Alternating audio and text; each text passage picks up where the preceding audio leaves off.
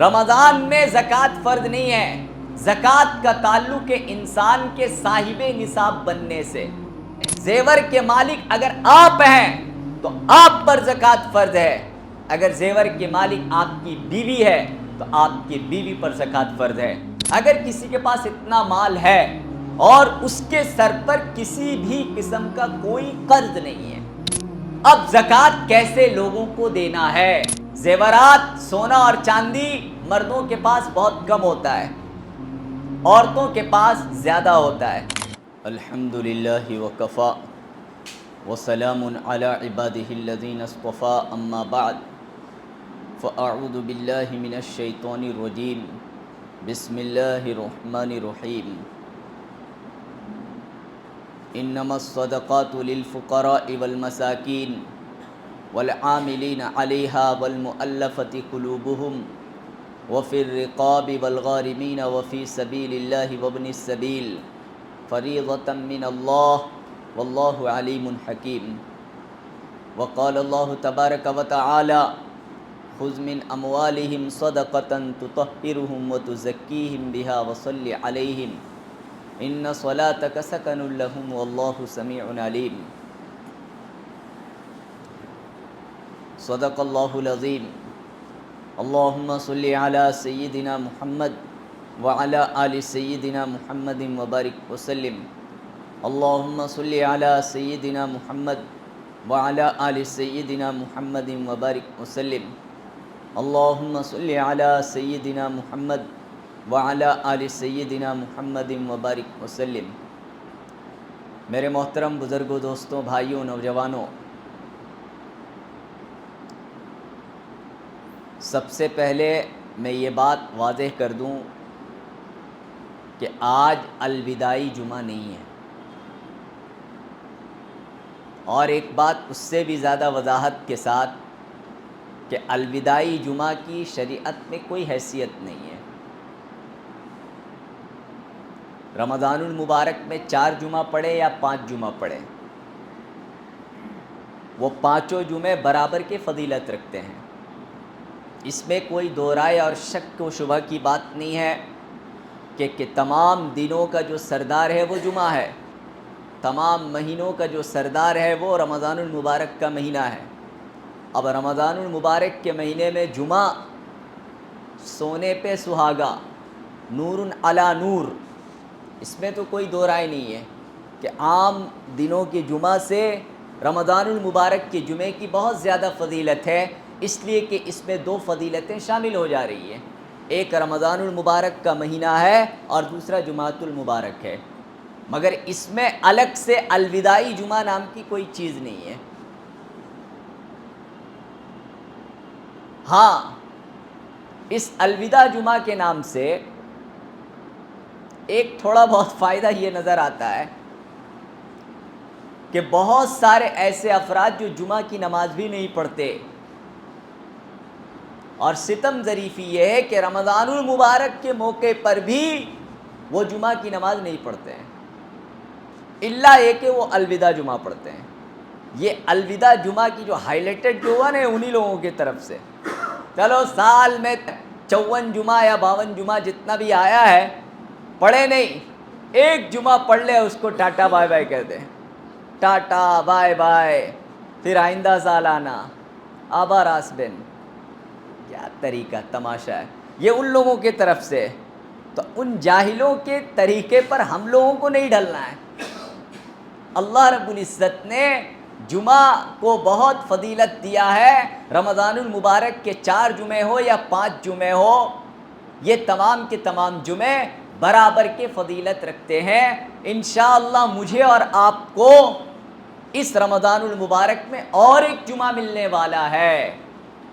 ماہرین فلکیات نے غالب گمان، یقین نہیں، ایک ہوتا ہے یقین، ایک ہوتا ہے غالب گمان، یعنی یقین کے قریب یہ بات کہہ دی ہے کہ اس جمعے کو عید نہیں ہے، عید غالب گمان سنیچر کو ہے، چاند کی، اور جو لوگ چاند وغیرہ کے جو ماہر علماء ہیں انہوں نے یہ بات کہہ دی ہے۔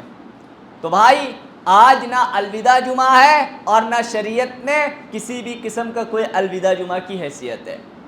یہ اخیر عشرہ گزر رہا ہے، یہ اخیر عشرہ گزر رہا ہے، اللہ کے واسطے ہم تھوڑی سی اس کی قدردانی کر لیں، جو دن بچے ہیں ہم اس کی قدردانی کر لیں۔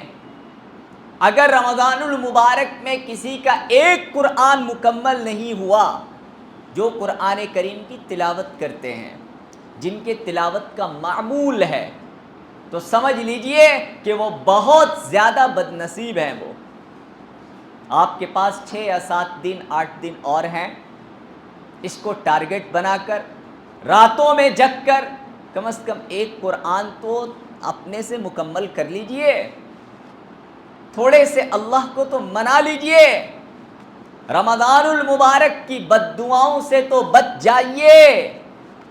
اللہ رب العزت نے جو رحمت اور نور کی جو بارش برسا رہا ہے، اور اخیر عشرے میں کثرت سے جو برساتا ہے، کم از کم اس نور اور رحمت کی بارش کو تھوڑا سا تو لوٹ لیجئے، تھوڑے سے تو حاصل کر لیجئے، پھر دیکھیے آپ کے اندر کیا انقلاب برپا پیدا ہوتا ہے، آپ کی زندگیوں میں اللہ رب العزت کتنی برکتیں اور وسعتیں کھولتا ہے۔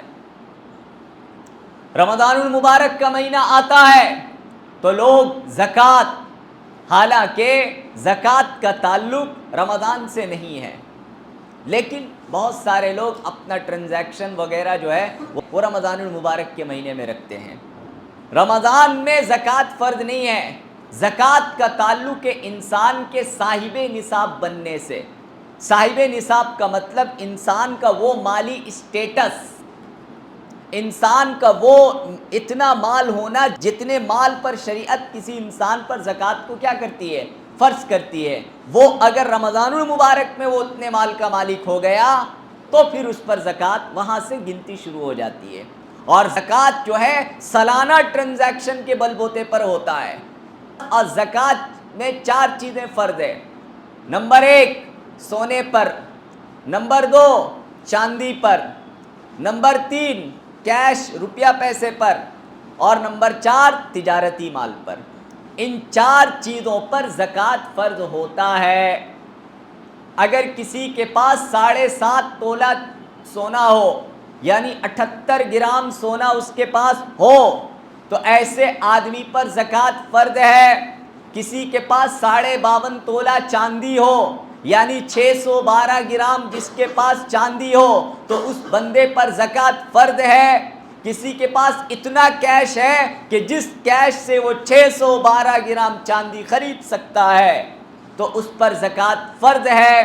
کسی کے پاس تجارتی مال اتنا ہو کہ اس تجارتی مال کی قیمت 612 گرام چاندی کے بقدر ہے، تو ایسے شخص پر زکوٰۃ فرض ہے۔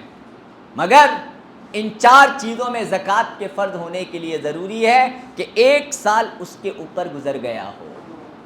مثال کے طور پر کوئی بندہ جنوری میں، فروری میں کمائی دھمائی کر کے، خرچ وغیرہ سب کر کے اس کے پاس بیلنس پیسہ بچا ہو، اس کے پاس بیلنس پیسہ بچا ہو، کتنا؟ 612 گرام چاندی کے بقدر، لگ بھگ 1.5 لاکھ 1,60,000 اس طرح کی قیمت، 1,55,000 قیمتیں تو گھٹتی بڑھتی رہتی ہے۔ جیسے آج کا ایک اپروکس میں ریٹ بتا رہا ہوں، 1.5 سے 2 لاکھ، 1.5 لاکھ یا 1,60,000 کے اپروکس میں۔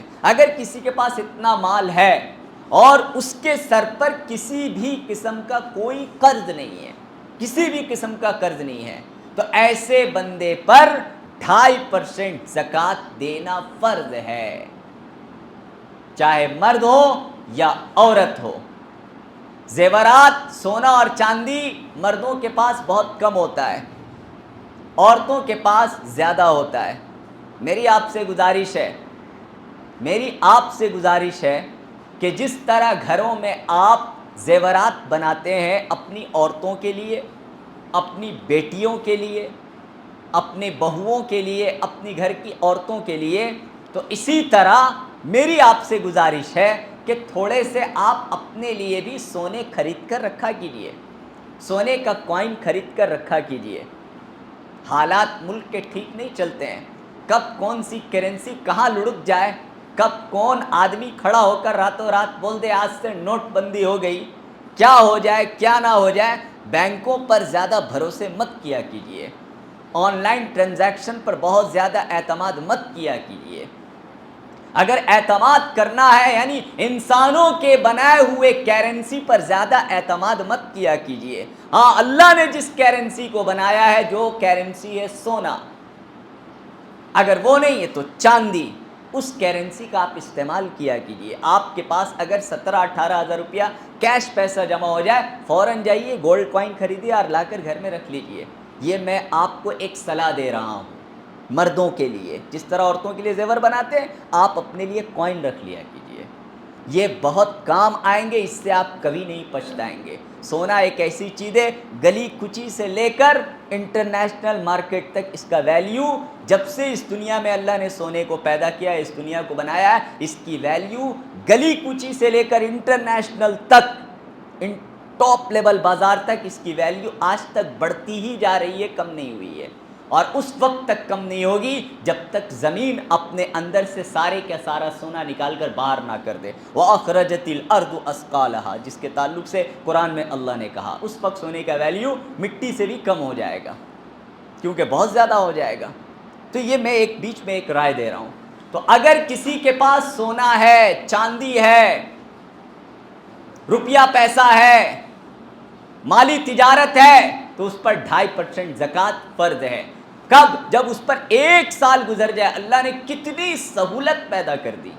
اچھا، مثال کے طور پر کسی کے پاس 78 گرام سونا نہیں ہے اور 612 گرام چاندی بھی نہیں ہے، اور اتنا کیش بھی نہیں ہے جس شخص کے پاس کہ جس سے وہ 612 گرام چاندی خرید سکے، یا اتنا تجارتی مال بھی نہیں ہے، اس کے دکان میں اتنا مال بھی نہیں ہے کہ اس سارے مال کی قیمت 612 گرام چاندی کے بقدر ہو، تو پھر کیا کرنا ہے؟ تو پھر ان چاروں کو ملا کر دیکھ لیں گے، سونا، چاندی، روپیہ پیسہ، تجارتی مال، اگر ان چاروں کو ملا کر اس کی قیمت 612 گرام چاندی کے بقدر پہنچ رہی ہے، تو ایسے شخص پر زکوٰۃ کیا ہو جائے گا؟ فرض ہو جائے گا۔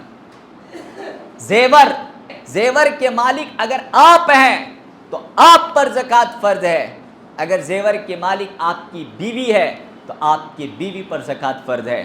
بیچ میں ایک بات بول دوں، اللہ رب العزت نے عورت کو مکمل آزادی اور مکمل اختیار دیا ہے مال کے معاملے میں۔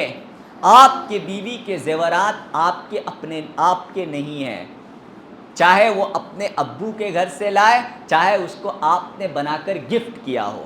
اگر آپ نے بنا کر گفٹ کیا ہو یا وہ اپنے میکے سے لے کر آئے، اس زیور کی مالک وہ عورت ہے، اس سے اجازت اور اس سے رضامندی کے بغیر آپ اس زیور کا ایک رتی بھی استعمال کرنا آپ کے لیے جائز نہیں ہے۔ اسی طرح آپ کی جو پرسنل پراپرٹی ہے، جو اخراجات اپنے اہلیہ کو دیتے ہیں، اس کے علاوہ جو آپ کے پاس پیسے ہیں، ان پیسوں کا استعمال آپ کی بیوی کے لیے آپ کی اجازت کے بغیر کرنا جائز نہیں ہے۔ لوگ سوچتے ہیں کہ عورت کے مال میں میرا پورے کا پورا حق ہے۔ نہیں بھائی، نہیں، ایسا نہیں ہے۔ بھلے وہ میری بیوی ہے، میری بہن ہے، میری ماں ہے، لیکن اللہ نے جس طرح ایک مرد کو آزادی اللہ نے دیا ہے، میرا مال، میں اونر ہوں، تو اسی طرح اللہ نے عورت کو بھی وہ آزادی دی ہے کہ وہ مالکن ہے، وہ اونر ہے، وہ پورے کا پورا اختیار رکھتی ہے۔ زیورات کے مالک اگر آپ کی اہلیہ ہے تو زکوٰۃ ان پر فرض ہے، آپ پر فرض نہیں ہے۔ زکوٰۃ اگر اس زیور کے مالک آپ ہیں، صرف اہلیہ کو دیتے ہیں عاریتاً، پہننے کے لیے، لو یہ اس کا مالک میں ہوں، جب تم چاہو اس کو تم پہن سکتی ہو زیب و زینت کے خاطر، مگر اس کی ہولڈنگ میرے پاس رہے گی، میں اس کا مالک ہوں، تو یہ بات الگ ہے، آپ اس کے مالک ہے، تو پھر ان زیورات پر فرض زکوٰۃ آپ پر ہوگا۔ بہت ساری عورتوں کے پاس زیورات ہوتے ہیں پر زکوٰۃ دینے کے پیسے نہیں ہوتے ہیں۔ ان کے بہت سارے مرد پوچھتے ہیں کہ میری بیوی کے پاس زکوٰۃ ہے، زکوٰۃ تو مجھ پر فرض نہیں ہے، لیکن میری بیوی کے پاس زکوٰۃ ہے، تو کیا کریں؟ زکوٰۃ نکالیں، پیسے نہیں ہے، کیش نہیں ہے، تو زیور کو بیچے اور نکالیں۔ اب اس قیمت میں اگر زکوٰۃ کے نکالنے کے بقدر سونا چاندی اگر عورت کے پاس ہے، بھلے اس کی کمائی کا اور کوئی ذریعہ نہیں ہے، بہتر ہے کہ ان کے شوہر نکال دے، میں بھی نکالتا ہوں۔ میں اپنی اہلیہ کے زیورات کے زکوٰۃ جو بھی تھوڑے بہت ہیں میں نکالتا ہوں، لیکن یہ میرے طرف سے تبرع ہے، احسان ہے ان پر، کوئی مجھ پر جبر نہیں ہے۔ پہلے ان کو تم پر فرض ہے، ٹھیک ہے، تمہارے پاس نہیں ہے پیسے میں دے دیتا ہوں، یہ بات الگ ہے، لیکن نکالو، زکوٰۃ نکالنا فرض ہے۔ تو اسی لیے جو مالک ہے وہ زکوٰۃ اس پر فرض ہے۔ آپ کی بیوی پر زکوٰۃ فرض ہے، وہ نہیں نکالتی ہے، تو آپ پر کسی بھی قسم کا کوئی وبال نہیں ہے۔ جس طرح مال کی پوری ملکیت اللہ نے دیا ہے تو اس مال کی ساری ذمہ داری، وبال بھی اسی کے سر پر آئے گا، آپ کے سر پر۔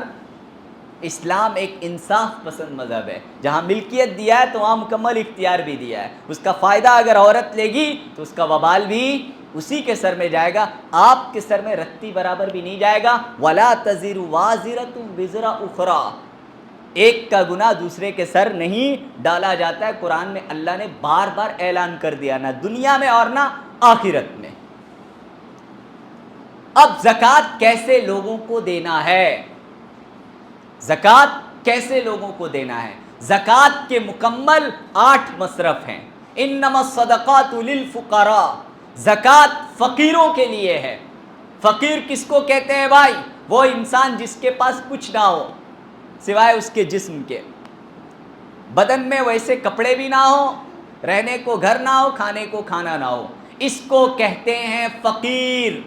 شریعت کی روشنی میں عربی میں اس انسان کو فقیر کہا جاتا ہے۔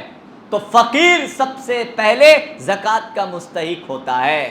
دوسرا مسکین، مسکین کس کو کہتے ہیں؟ جس کے پاس رہنے کا گھر ہو سکتا ہے دادا جی کا کوٹھی بھی ہو، اس پراپرٹی کی قیمت کروڑوں روپے کی ہو، کتنے ایسے ہیں نا، ماشاء اللہ ہمارا کلکتہ تو اس میں بہت مشہور ہے، ہر جگہ مشہور ہے کہ کلکتے کے باڑی والے سب سے بڑے کنگالی ہوتے ہیں، دیکھنے کو بلڈنگ کھڑی رہتی ہے، کھانے کو پیسے نہیں رہتے ان کے پاس، نہ جانے کیوں، یہ غلط قانون کو اختیار کرنے کی وجہ سے ہمارا کلکتہ اس میں بہت زیادہ مشہور ہے کہ یہاں کے باڑی والے بہت زیادہ کنگال ہوتے ہیں۔ میں ٹون نہیں مار رہا ہوں، میں کہہ رہا ہوں اپنی اصلاح کر لیجئے کہ اتنی بڑی پراپرٹی ہونے کے باوجود کیوں بھائی کنگالی ہے، آپ اس کا صحیح استعمال کیجئے۔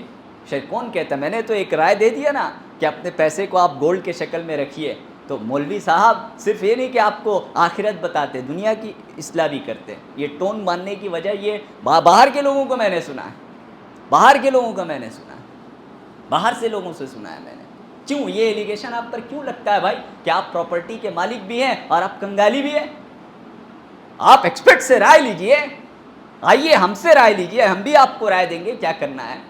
ابھی تو ایک رائے دے کر چلے گئے آپ کو، تو بہرحال وہ بات الگ ہے، بات کہیں چلی جائے گی۔ مسکین اس کو کہتے ہیں جس کے پاس رہنے کو گھر ہو، چاہے اونرشپ فلیٹ کا وہ مالک ہو یا اس کی دادا کے بنائے ہوئی کوٹھی ہو، کروڑوں کی اس کی لاگت ہے، پر وہ رہنے کا گھر ہے، رہنے کے گھر پر تو زکوٰۃ نہیں ہے، مگر اس کے پاس زندگی گزارنے کا سامان بہت ٹانا ٹونی ہو، صاحب نصاب نہ ہو، یعنی 612 گرام چاندی کے بقدر اس کے پاس پیسے نہ ہوں، ایسے آدمی کو آپ زکوٰۃ کا رقم دے سکتے ہیں۔ کیا کر سکتے ہیں؟ ایسے آدمی کو آپ زکوٰۃ کا رقم دے سکتے ہیں۔ تیسرا کون ہے؟ للفقراء والمساکین والعاملین علیہا، زکوٰۃ کا تعلق یہ اجتماعی نظام سے تھا، تو پھر ظاہر سی بات ہے زکوٰۃ کا اتنا بڑا نظام قائم کرنے کے لیے اس پر کام کرنے والے عاملین کا ہونا ضروری ہے، کام کرنے والے لوگوں، تو ان اسٹاف کو بھی اس سے رقم، یہ زکوٰۃ کے فنڈ سے رقم دیا جا سکتا ہے، مگر یہ کام حکومت کا ہے، ابھی وہ معاملہ نہیں ہے۔ والعاملین علیہا والمؤلفۃ قلوبہم، دلوں کو لبھانے کے لیے، دلوں کو، ایک وہ لوگ جو نئے نئے اسلام میں آئے، ایک وہ لوگ جو نئے نئے اسلام میں آئے اور ان کے دل کو لبھانے کے لیے اگر زکوٰۃ کا رقم ان کو دے دیں، ایک بڑا فنڈ ان کو دے دیں، ایک مسئلے کو حل کر دیں، تو ان کا دل کیا ہو جائے گا؟ اسلام کے تئیں مضبوط ہو جائے گا۔ لیکن ابھی وہ مسئلہ فی الوقت نہیں ہے۔ وفر رقاب، غلامی سے آزاد کرنے کے لیے، کوئی بندہ غلام ہے اس کو آزاد کرنے کے لیے، والغارمین، قرض دار کے لیے، رقاب الغارم، یہ دو چیزیں جمع ہو جاتی ہے اس شخص پر جو شخص سود میں پیسہ لیا ہوا ہے، کیونکہ وہ سود خور کا غلام بھی ہے اور وہ سود خور کا قرضدار بھی ہے. دو چیزیں, یہ الگ, غلامی الگ چیز ہے, سر پر قرضہ الگ چیز ہے, مگر جو سود پر پیسہ لے لیتا ہے یہ دونوں مصیبتیں اس کے سر پر آ جاتی ہیں, سر پر آ جاتی ہیں. وہ قرضدار بھی ہوتا ہے اور سود خور کا وہ غلام بھی بن جاتا ہے, اور اس غلامی کی اس کی قیمت کیا کیا چکانی پڑ رہی ہے معلوم ہے؟ اس کی غلامی کی قیمت اس کی بیٹی کی عزت ہے.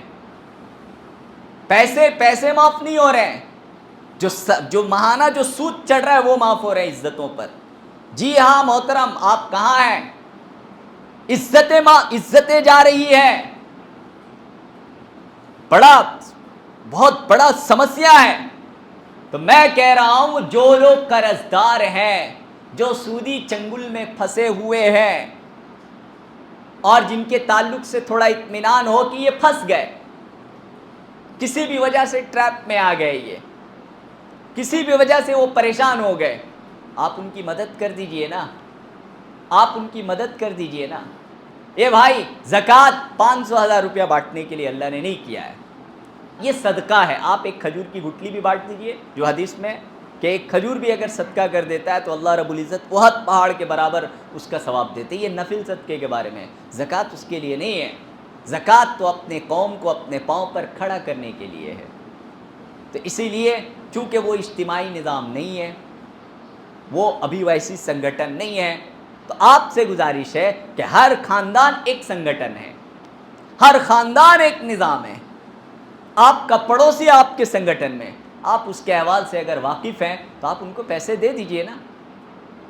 بھائی میں آپ کا سود چکتا کر دوں گا. سود سے نجات دلائیے, سود سے لوگوں کو نجات دلائیے اپنے زکوٰۃ کے ذریعہ, اللہ کے واسطے سود سے نجات دلائیے. کیوں؟ اگر ان کے سر پر سود نہیں رہے گا, سود کی وجہ سے ان کا اپنا پیسہ جا رہا ہے. ایک بندہ آیا میرے پاس عالم بازار سے, بول رہا تھا مفتی صاحب, کہاں سے آ گیا تھا آفس میں, مفتی صاحب میرے پاس 11 ٹھیلا چل رہا تھا, 11 بھین میں پھل بک رہا تھا میرا, ایک تو میں خود چلا رہا تھا اور 10 جو ہے ڈسٹریبیوٹ کر رہا تھا میں.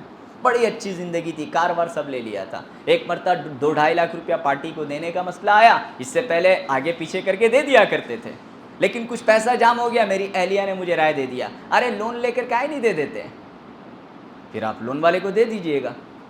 وہ کیا لیا لون, 2-2.5 لاکھ روپیہ کا لون لیا اور پارٹی کو ایک پشت میں پیسہ دے دیا.